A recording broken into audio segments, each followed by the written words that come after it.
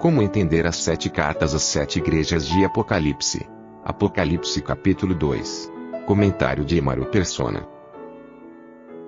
Uma dificuldade que normalmente alguns encontram quando leem estas cartas, essas 7 cartas, é achar que elas possam estar falando de salvação por obras, ou por obediência, ou pelo acatar o que o Espírito diz às igrejas e coisas assim.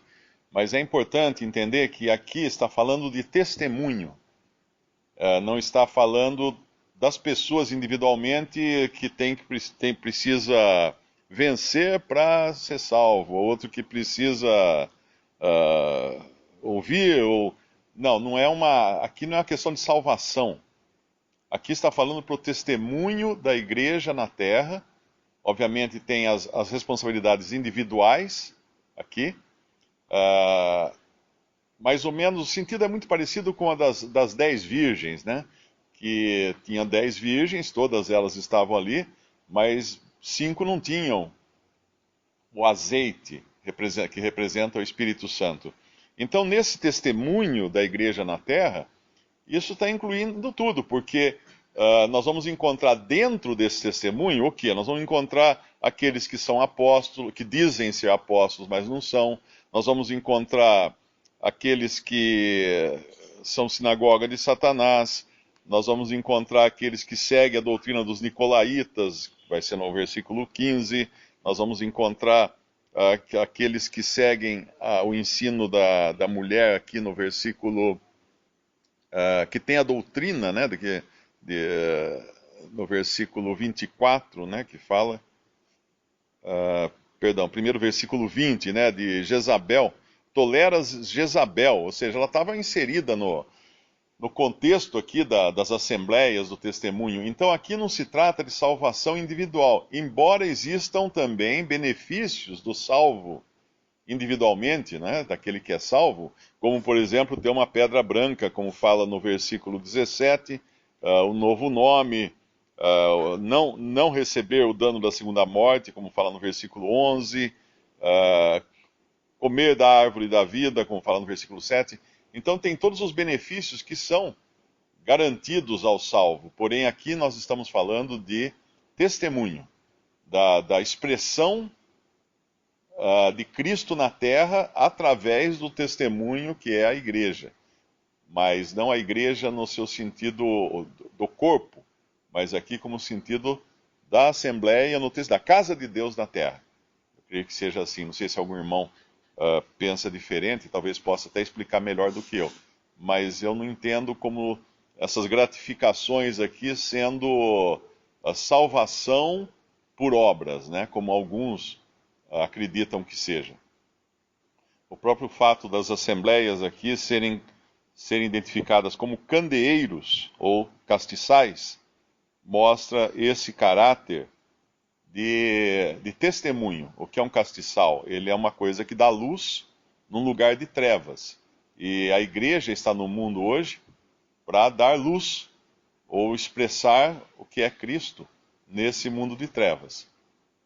Existe um mal aqui que ele aparece já em Éfeso e ele vai permear toda a história da igreja. E é interessante, quem puder ler aquele livro do Miller, História da Igreja, para entender como que esse mal entrou logo cedo. Assim que os apóstolos partiram, esse mal entrou nas assembleias, já no primeiro século. Por isso que hoje, quando se fala, na maior parte das denominações religiosas, católicas e protestantes, baseiam muito de sua doutrina no que eles chamam de, nas cartas dos pais da igreja, que são aqueles primeiros cristãos que alcançaram um certo renome, obviamente eram cristãos realmente, estavam fazendo as coisas do jeito que eles achavam que era correto naquele momento. Mas quando a gente entende esse mal, por que ele entrou e como ele entrou, e ele continua até o fim, e vai se aperfeiçoando. Eu estou falando aqui do versículo 6 do capítulo 2. Tens, porém, isto que aborreces as obras dos nicolaítas, as quais eu também aborreço. Aí no versículo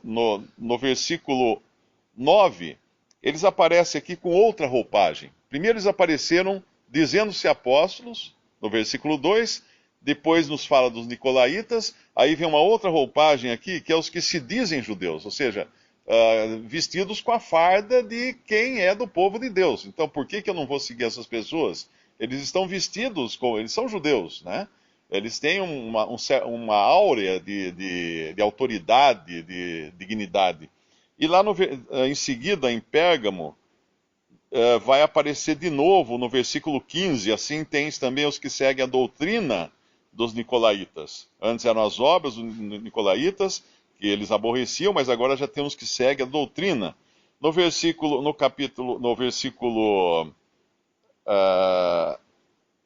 20, ele já vai aqui mudar a coisa. Agora tem uma profetisa, uma mulher que ensina, que lidera tudo.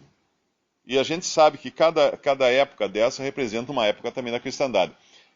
E aí vai terminar em Laodiceia. Eu não sei exatamente o nome Laodiceia, eu acho que significa a vontade do povo. Será que é alguma coisa assim? Democracia, né? Direito do povo. Então aquilo que começa com alguns querendo se impor para liderar as assembleias, vai terminar, não que não vão existir esses líderes, esses homens querendo dominar sobre os cristãos. Não, é que agora eles dominam seguindo a vontade do povo. Ou seja, o que o povo quer? O povo quer isso, o povo quer aquilo, então vamos dar isso que o povo quer. Mas vai continuar tendo o que a gente chama de clero. O clero é um mal que entrou na cristandade, permanece até o final. Ele começou lá, a gente já vê a semente dele lá no capítulo 2, nos primeiros versículos, na igreja de Éfeso, e ele vai até o final. Por isso que, às vezes, eu recebo e-mails de irmãos que leram alguma coisa na internet, porque coisa do tipo, os irmãos do século XIX, eles copiaram a doutrina do arrebatamento de uma moça possessa de um demônio. E isso foi disseminado realmente na época, esse boato, né? O outro escreveu, falou assim, mas o Darby era maçom, pertencia à maçonaria. Então quando você vê tantos ataques assim, esses ataques começaram no século XIX. Mas esses ataques contra a doutrina, na realidade, eles eram uma cortina de fumaça. Porque a grande pedra no sapato que aconteceu no século XIX, quando muitos irmãos começaram a entender a verdade da igreja e a falar do arrebatamento, a falar de congregar somente ao nome do Senhor, a falar de vários mistérios que ficaram soterrados debaixo do entulho do catolicismo romano e depois do protestantismo, quando eles começaram a trazer essas coisas à tona, o que realmente mexeu foi a questão do clero. Então os líderes religiosos da época não podiam aguentar aquilo, porque de repente muita gente estava saindo das denominações cristãs para congregar somente ao nome do Senhor, sem um clero. E no momento em que você elimina um clero, muita gente fica sem emprego. Então, obviamente, a reação foi muito forte contra esses irmãos que estavam reunindo fora do terreno denominacional e das religiões para congregar somente ao nome do Senhor. Então a reação desses líderes foi muito forte, e muitos boatos, muitas histórias foram publicadas de maneira a tentar denegrir esse testemunho. Mas o problema não estava no arrebatamento, na doutrina do arrebatamento, o problema não estava na doutrina de congregar o nome do Senhor, o problema não estava em qualquer outra coisa. Por exemplo, Israel, o povo de Deus, reconhecer Israel como o povo de Deus, ainda detentor das promessas que Deus deu a eles no Antigo Testamento e que vão se cumprir ainda. O problema maior não era tudo isso. O grande problema era o clero.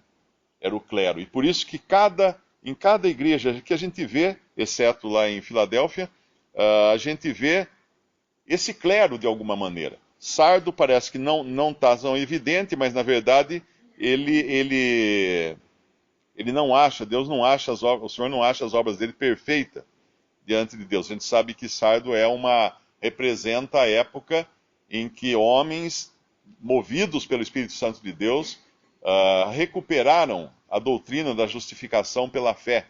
Isso foi na Reforma Protestante. Mas logo em seguida, o que eles fizeram? Se uniram a príncipes para poder ter poder também político, poder civil sobre as pessoas, e ficou tudo do mesmo jeito que era o catolicismo romano, só com outra roupagem. Mas não se engane, o grande problema sempre é o clero, que vai sempre se sentir melindrado por alguns que querem seguir só o Senhor e ter só o Senhor no centro e só dar ao Senhor a honra que é devida, não dar a homens honra, mas somente ao Senhor. Visite Respondi.com.br. Visite também 3minutos.net.